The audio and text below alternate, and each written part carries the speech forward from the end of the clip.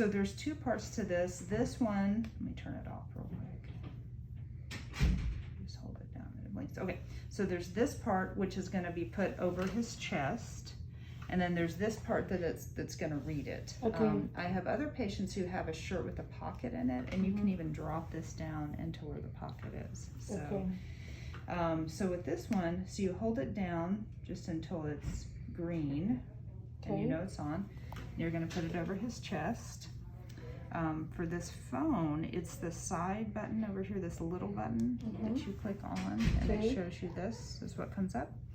And it tells you at the bottom, although it's in English, it says swipe to unlock on the bottom. So you Okay. swipe it up, and then it's going to walk you through it. So it says open, so you hit open. So once you swipe up, you can take that off? You actually want to keep it on. I'm sorry, I was just Okay. trying to. So you can, whenever you, well, I guess with the open you can keep it off. Whenever you hit connect, you want to make sure this is on it. Now, if it's not, let's say it's off, it's going to give us an error message that say, because it's saying ensure that the communicator's on. So if it can't read it, like it's too far away over here, it just won't connect. Okay. But once you put it over him, it'll connect.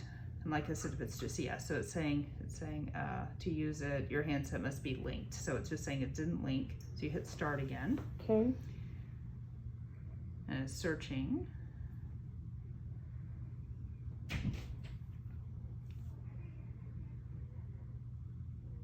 Okay, and it says device found. And it says, does this, it just is asking, this won't ask you this every time, it just says, does it match the serial number? And then it's gonna communicate. So once it gets up to 100%, I actually don't think you have to keep this on. I think it's just to communicate with it, and then once it's connected, you don't have to have this there, but we'll test that.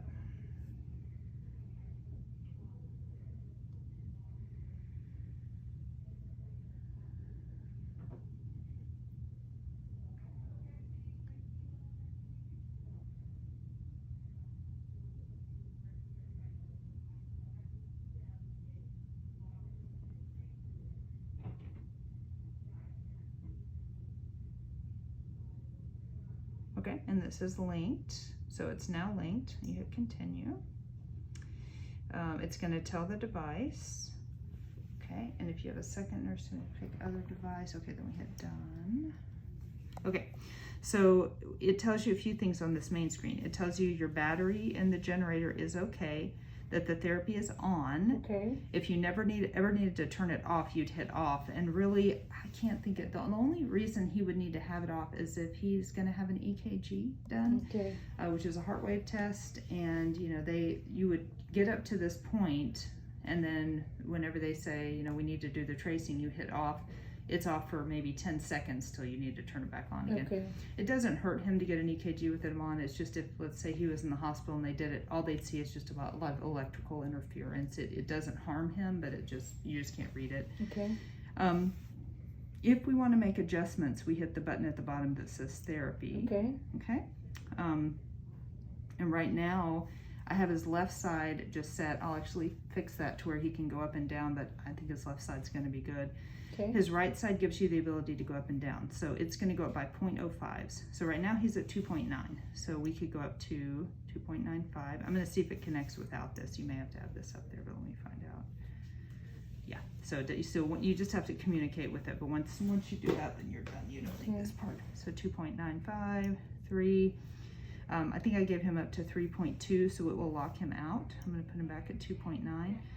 I also gave him room to go down, way down. Let's say he gets home and a few hours later he's like, oh, I just feel funny or I have a headache. I would drop it down to like 1.5, just drop it way down. Okay. Now his tremor will come back and his stiffness will be worse, but that's okay. Again, you just don't know how somebody's going to do after the first program or how they're going to feel. So if he feels funny or weird or anything, you just drop it down. It just means it's too much too fast. Okay. That's all.